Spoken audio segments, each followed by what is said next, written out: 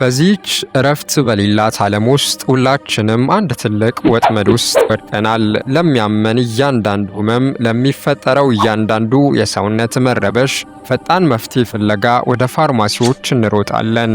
ኬሚካሎችን በኬሚካሎች ላይ የጨመርን ሰውነታችንን የላብራቶሪ መሞከሪያ አድርገነዋል። ለመሆኑ ግን ለምን ይመስላችኋል በየቀኑ አዳዲስ ኪኒኖችን እየዋጠን በሽታችን ግን ከመፈወስ ይልቅ እየባሰበት ሄደው? ምክንያቱ ግልጽ ነው። እውነተኛውን መፍትሄ የፈለግነው በተሳሳተ ቦታ ላይ ስለሆነ ነው። ይህቺ ምድር ከመፈጠሯ በፊት የሰው ልጅ ከመታመሙ አስቀድሞ ፈጣሪ ፍጹም የሆነውን የመፈወስ ጥበብ በተፈጥሮ ውስጥ አስቀምጦታል። እያንዳንዱ ቅጠል፣ እያንዳንዱ ስርና አፈር ውስጥ ተደብቀው የሚገኙ ጥቃቅን ዘሮች የራሳቸው የሆኑ ድንቅ ሳይንሳዊ ምስጢር አላቸው። ሳይንስ ራሱ ዛሬ ላይ ደርሶ የሚደነቅባቸው ተአምራዊ ውህዶች በእነዚህ ተራ በሚመስሉ የእጽዋት አካላት ውስጥ ለዘመናት ተደብቀው ኖረዋል። ዛሬ በሰውነታችን ላይ ትልቅ ለውጥ የምናመጣበት ቀን ነው። ሰውነታችንን ከተጨማሪ መርዛማ ኬሚካሎች የምናድንበትና የደም ስሮቻችንን ጤንነት በተፈጥሮ ጥበብ የምንመልስበት ልዩ ሳይንሳዊ መንገድ አለ። ይህ ጉዞ ጊዜያዊ ማስታገሻ የመስጠት ሳይሆን የህመምን ስር መሰረት ፈልጎ የመፈወስ ጉዞ ነው።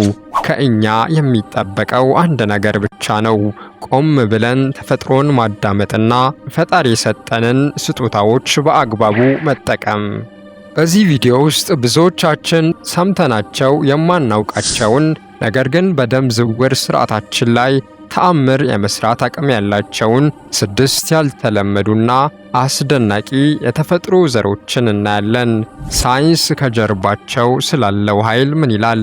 እንደ ቫሪኮስ ቬን ያሉ የደም ስር እብጠቶችንና የደም ግፊትን እንዴት ያክማሉ?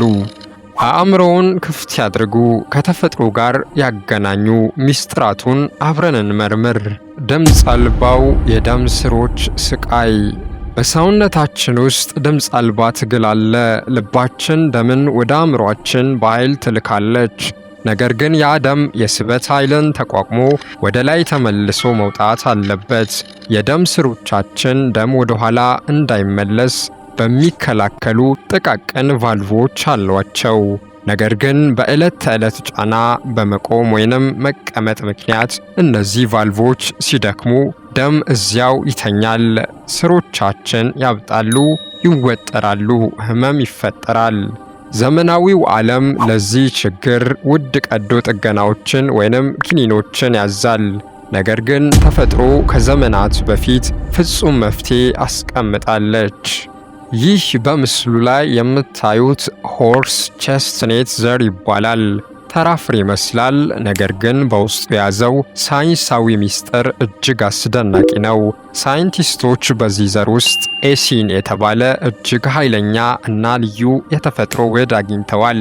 ይህ ውህድ በላብራቶሪ ውስጥ ከሚሰሩ ሰው ሰራሽ ኬሚካሎች በተለየ ሁኔታ ከሰውነታችን የተፈጥሮ ስነ ህይወት ጋር ፍጹም ተስማምቶ የመስራት ብቃት አለው።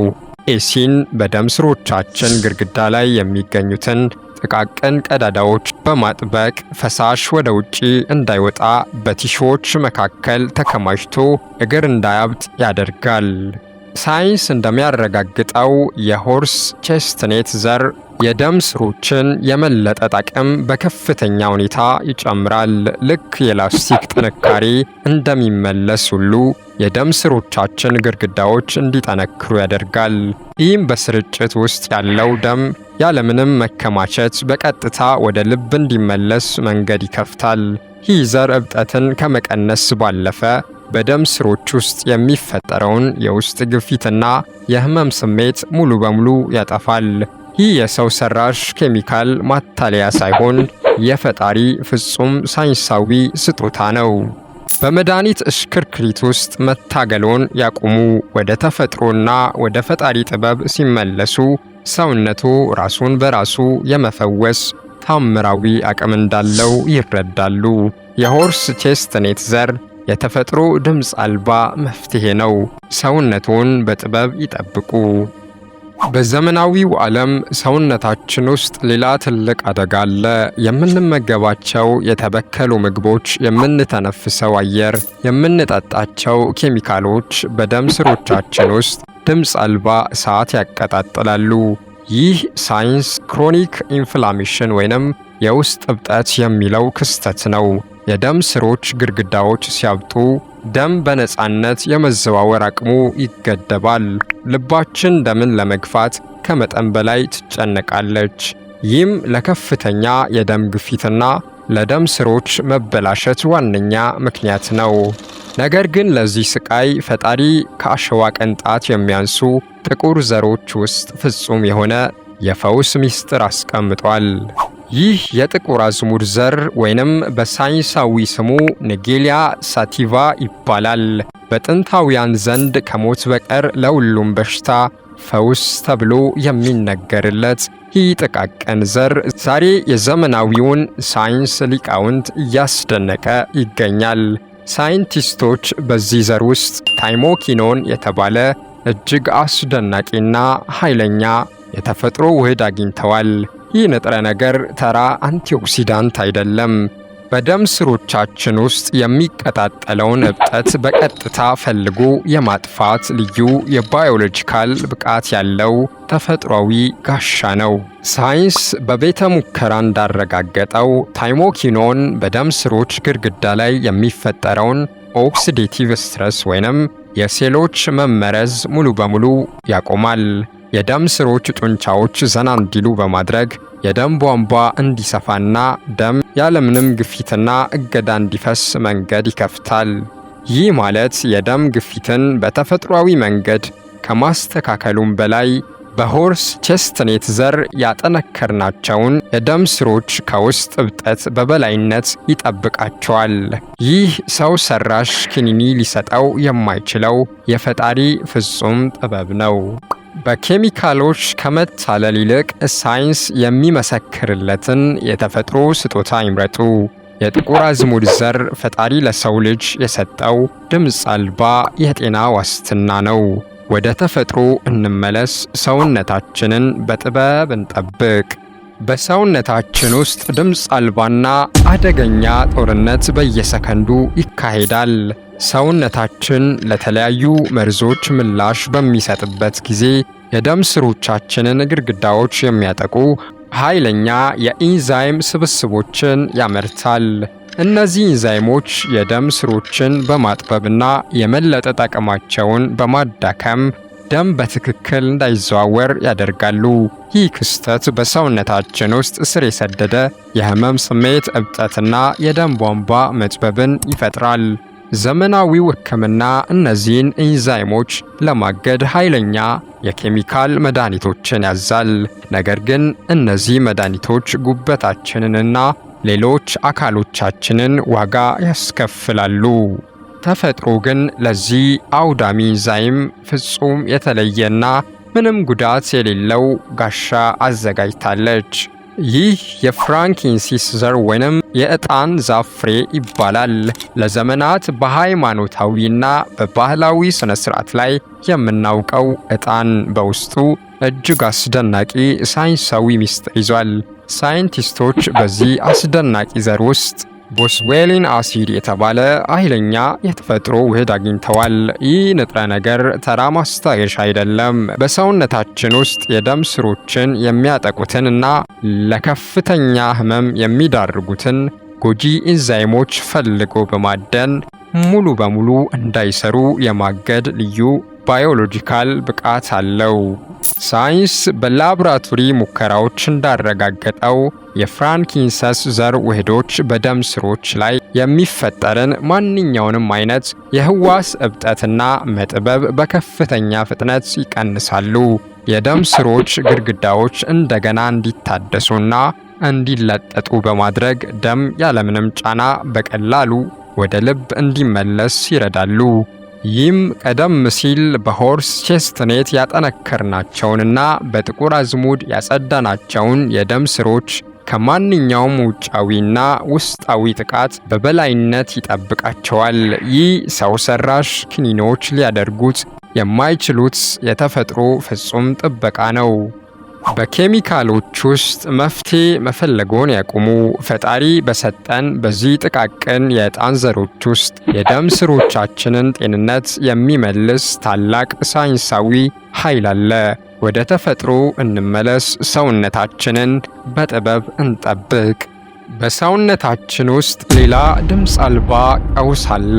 በየቀኑ የምንመገባቸው የተጠበሱ ምግቦችና የተሻሻሉ ዘይቶች በደም ስሮቻችን ውስጥ ጎጂ የሆኑ ስብና መርዞችን ይተዋሉ። እነዚህ መርዞች በደም ቧንቧ ግድግዳዎች ላይ በሚቀመጡበት ጊዜ ልክ እንደ ብረት ዝገት የደም ስሮችን ያጠባሉ፣ ያጠነክራሉ። ደም በነፃነት መፍሰስ ሲያቅተው የደም ግፊታችን ይጨምራል። የደም ስሮቻችንም መሸከም ከሚችሉት በላይ ይወጠራሉ። ዘመናዊው ዓለም ይህንን መርዝ ለማጽዳት ኃይለኛ የኬሚካል መድኃኒቶችን ያዛል። ነገር ግን ተፈጥሮ ጉበታችንንና ደማችንን በአንድ ላይ የሚያነጻ ፍጹም የተለየ ሳይንሳዊ ጋሻ አዘጋጅታለች። ይህ የማይሊክ ቴሲል ዘር ወይንም የወተት አሜኬላ ወይንም እሾህ ይባላል። ብዙዎች የጉበት መታደሻ መድኃኒት አድርገው ብቻ የሚያውቁት ይህ አስደናቂ ዘር በውስጡ ሲልማሪን የተባለ እጅግ ኃይለኛ እና ልዩ የተፈጥሮ አንቲኦክሲዳንት ውህድ ይዟል። ሳይንስ እንደሚያረጋግጠው ሲልማሪን ተራ ማጽጃ አይደለም። በደም ስሮቻችን ውስጥ የሚገኘውን ጎጂ ኮሌስትሮል በኦክሲጅን አማካይነት ተበላሽቶ በደም ቧንቧ ግድግዳዎች ላይ እንዳይጣበቅና እንዳይዘጋ የመከላከል ከፍተኛ የባዮሎጂካል ብቃት አለው። ጉበታችን መርዛማ ነገሮችን በአግባቡ አጣርቶ እንዲያስወግድ በማገዝ ደማችን ንጹህና ቀጭን እንዲሆን ያደርጋል። ሳይንስ በቤተ ሙከራ እንዳረጋገጠው የማይሊክ ቴሲል ዘር ወይንም የወተት አሜኬላ ዘር የደም ስሮችን ከውስጥ በማጽዳት የመለጠ አቅማቸውን ይመልሳል። የደም ቧንቧዎች እንዳይደፈኑ በማድረግ ደም ያለምንም አላስፈላጊ ግጭትና ጫና ወደ ልብ እንዲመለስ ይረዳል። ይህም ቀደም ሲል በሆርስ ቼስትኔት ያጠነከርናቸውንና በጥቁር አዝሙድ ያጸዳናቸውን የደም ስሮች ከማንኛውም የስብና የመርዝ ክምችት በበላይነት ይጠብቃቸዋል። ይህ ሰው ሰራሽ ኪኒኖች ሊሰጡት የማይችሉት የተፈጥሮ ፍጹም የማጽዳት ጥበብ ነው። በኬሚካሎች ውስጥ መፍትሄ መፈለግ ያቁሙ። ፈጣሪ በሰጠን በዚህ ውድ ዘር ውስጥ ደማችንንና ጉበታችንን የሚያድስ ታላቅ ሳይንሳዊ ኃይል አለ። ወደ ተፈጥሮ እንመለስ። ሰውነታችንን በጥበብ እንጠብቅ። በዕድሜ መግፋት፣ በተበከሉ ምግቦችና በጭንቀት ምክንያት በሰውነታችን ውስጥ ትልቅ መፈራረስ ይከሰታል። የደም ስሮቻችን በጥንካሬ እንዲቆሙ የሚያደርጓቸው ዋና ምሰሶ ኮላጅን የተባለ ፕሮቲን ነው። ይህ ምሰሶ ሲዳከም የደም ስሮች ግድግዳዎች መረን ይለቃሉ፣ ይለጠጣሉ፣ በቀላሉም ይፈራርሳሉ። ይህም ደም በደም ስሮች ግድግዳዎች ላይ ከፍተኛ ግፊት እንዲፈጥርና እንደ ቫሪኮስ ቬን ያሉ የደም ስር መበላሸቶችን ያስከትላል። ዘመናዊው ዓለም ለዚህ ስብራት ሰው ሰራሽ ኪኒኖችን ይሰጣል። ነገር ግን ሁላችንም በየቀኑ ወደ ውጭ የምንጥለው አንድ ጥቃቅን ፍሬ የደም ስሮችን እንደ አዲስ የመገንባት ተአምራዊ ሳይንሳዊ ኃይል አለው። ይህ የዋይን ፍሬ ዘር ነው። ብዙዎቻችን ዋይን ስንበላ የምንተፋው ይህ ተራ የሚመስል ዘር በውስጡ ኦሊጎሜሪክ ፕሮአንቶሲያኒድን ወይንም ባጭሩ OPCS የሚባሉ እጅግ ኃይለኛ የተፈጥሮ አንቲኦክሲዳንቶችን ይዟል። ሳይንስ እንደሚያረጋግጠው እነዚህ ውህዶች ከቪታሚን ሲ በ50 እጥፍ ከቪታሚን ኢ ደግሞ በ20 እጥፍ የበለጠ የመፈወስ ኃይል አላቸው። OPCS በቀጥታ ወደ ደም ስሮች ግድግዳ በመሄድ የተጎዳውን ኮላጅን መልሰው የመጠገንና የደም ቧንቧዎችን እንደ ብረት የማጠናከር ልዩ ባዮሎጂካል ብቃት አላቸው። ሳይንስ በቤተ ሙከራ እንዳረጋገጠው የዋይን ፍሬ ዘር የደም ስሮችን ጥንካሬ ከመመለሱ ባለፈ በደም ስሮች ውስጥ የሚፈጠረውን እብጠትና ፈሳሽ ወደ ውጪ የመፍሰስ አደጋ ሙሉ በሙሉ ያስቆማል። ይህ ማለት ቀደም ሲል በሆርስ ቼስትኔት ያጠነከርነውን በጥቁር አዝሙድ ያጸዳናቸውንና በዕጣን ዘር የጠበቅናቸውን የደም ስሮች ከውጪ የሚመጣን ማንኛውንም አይነት ጫና መቋቋም እንዲችሉ አድርጎ ከውጪ በጥንካሬ ይቆልፋቸዋል። ይህ ሰው ሰራሽ መድኃኒቶች ሊሰጡን የማይችሉት የተፈጥሮ ፍጹም የግንባታ ጥበብ ነው። አሁንም በኬሚካሎች ውስጥ መፍትሄ መፈለግ ያቁሙ። ፈጣሪ በሰጠን በዚህ በሚተፋው ጥቃቅን ዘር ውስጥ የደም ስሮቻችንን መዋቅር የሚያድስ ታላቅ ሳይንሳዊ ኃይል አለ። ወደ ተፈጥሮ እንመለስ። ሰውነታችንን በጥበብ እንጠብቅ። የደም ዝውውር ስርዓታችንን የሚያናጋው የመጨረሻው ድምፅ አልባ ጠላት ከመጠን ያለፈ ፈሳሽና የጨው ክምችት ነው። በምንመገባቸው ምግቦች ምክንያት በሰውነታችን ውስጥ ሶዲየም ሲበራ የደም ስሮቻችን ከመጠን በላይ ፈሳሽ ይይዛሉ። ይህም ልክ ውሃ እንደበዛበት ቧንቧ በደም ስሮቻችን ግድግዳ ላይ ከፍተኛ ጫና እና ውጥረት ይፈጥራል። የደም ግፊት ይጨምራል፣ ልባችንም ያለ እረፍት ትጨነቃለች። ዘመናዊው ሕክምና ይህንን ፈሳሽ ለማስወጣት ሰው ሰራሽ የሽንት ማፍጠኛ ክኒኖችን ያዛል። ነገር ግን እነዚህ ክኒኖች ፖታሲየም የመሰሉ ውድ ማዕድናትን ከሰውነታችን በአንድነት ያጥባሉ። ፈጣሪ ግን ማዕድናትን ሳይነካ ፈሳሽን ብቻ የሚያስወግድ ፍጹም ሳይንሳዊ ዘር በተፈጥሮ ውስጥ አስቀምጧል። ይህ የሴሊር ዘር ይባላል። ከስናፍጭ ቅንጣት የሚያንሰው ይህ ጥቃቅን ዘር በውስጡ 3NB የተባለ እጅግ አስደናቂና ልዩ የተፈጥሮ ውህድ ይዟል። ሳይንስ እንደሚያረጋግጠው ይህ ውህድ በሰውነታችን ውስጥ እንደ ተፈጥሯዊ የሽንት ማፋጠኛ ዳይሬቲክስ ሆኖ ይሰራል። ነገር ግን ከሰው ሰራሽ መድኃኒቶች በተለየ ሁኔታ ሰውነታችን የሚፈልጋቸውን እንደ ፖታሺየም እና ማግኒዚየም ያሉ ውድ ማዕድናትን ሳይነካ ከመጠን በላይ የሆነውን ፈሳሽና ጎጂ ጨው ብቻ መርጦ የማስወገድ አስደናቂ የባዮሎጂካል ብቃት አለው።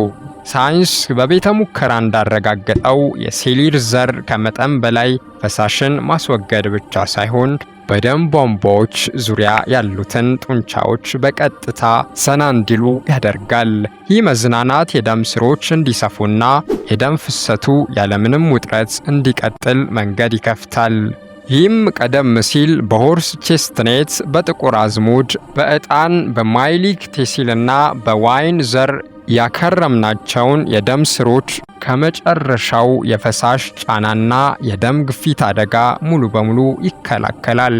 ይህ ኬሚካል ሊገኝ የማይችል የፈጣሪ ፍጹም የፈሳሽ ሚዛን ጥበብ ነው። በኬሚካሎች ውስጥ መፍትሄ መፈለገውን ያቁሙ። ፈጣሪ በሰጠን በእነዚህ 6 አስደናቂና ያልተለመዱ ዘሮች ውስጥ ሰውነታችንን ከተጨማሪ ስቃይ የሚያድስ ታላቅ ሳይንሳዊ ኃይል አለ። ወደ ተፈጥሮ እንመለስ። ፈጣሪ የሰጠንን ጸጋ በጥበብ እንጠብቅ። እስካሁን ያየናቸው 6ቱ ድንቅ ዘሮች ተራ የእጽዋት ቅንጣቶች አይደሉም። ሳይንስ ዛሬ ላይ ደርሶ በሚደነቅባቸው ታምራዊ ውህዶች የተሞሉ የደም ስሮቻችንን ጤንነት ከስር መሰረቱ የሚፈውሱ የተፈጥሮ ፋብሪካዎች ናቸው። ታዲያ ይህንን ሁሉ ታላቅ ሳይንሳዊ ምስጢር እያወቀን ለምን አሁንም በኬሚካል መድኃኒቶች እሽክርክሪት ውስጥ እንሰቃያለን? ለምንድን ነው ሁልጊዜ ጊዜያዊ ማስታገሻዎችን እየዋጠን የሰውነታችንን የተፈጥሮ የመፈወስ ብቃት የምናጠፋው? ዛሬ በሕይወቱ ላይ ትልቅ ለውጥ የሚያመጡበት ቀን ነው። ምርጫው በእርሶ እጅ ላይ ነው። ሰውነቶን ሁልጊዜ በሰው ሰራሽ ኬሚካሎች በመሙላት ለዘላቂ በሽታ አሳልፈው መስጠት ይችላሉ፣ ወይም ደግሞ ወደ ተፈጥሮ በመመለስ ፈጣሪ በሰጠን በእነዚህ ውድ ስጦታዎች ሰውነቶ ራሱን በራሱ እንዲጠገን እንዲፈወስ መፍቀድ ይችላሉ። እውነተኛ ጤና የሚገኘው በሽታን በኬሚካል በማፈን ሳይሆን የሰውነትን የተፈጥሮ የደም ዝውውር ስርዓት በጥበብና በሳይንስ በመንከባከብ ብቻ ነው። ለውጥ የሚጀምረው ከውሳኔ ነው። ዛሬውኑ አኗኗርዎን ይለውጡ። እነዚህን ሳይንስ የመሰከረላቸውን የተፈጥሮ ስጦታዎች በዕለት ተዕለት ሕይወቶ ውስጥ በጥበብ ማካተት ይጀምሩ። ሰውነቶ የተሰራው ከተፈጥሮ አፈርና አየር ነው። ፈውሱም የሚገኘው እዚያው ተፈጥሮ ውስጥ ነው። በመድኃኒት ዓለም ውስጥ መታገሎን ያቁሙ። ወደ ተፈጥሮ ይመለሱ። ራሳችሁን፣ ቤተሰባችሁንና ጤናችሁን በተፈጥሮ ጥበብ ጠብቁ።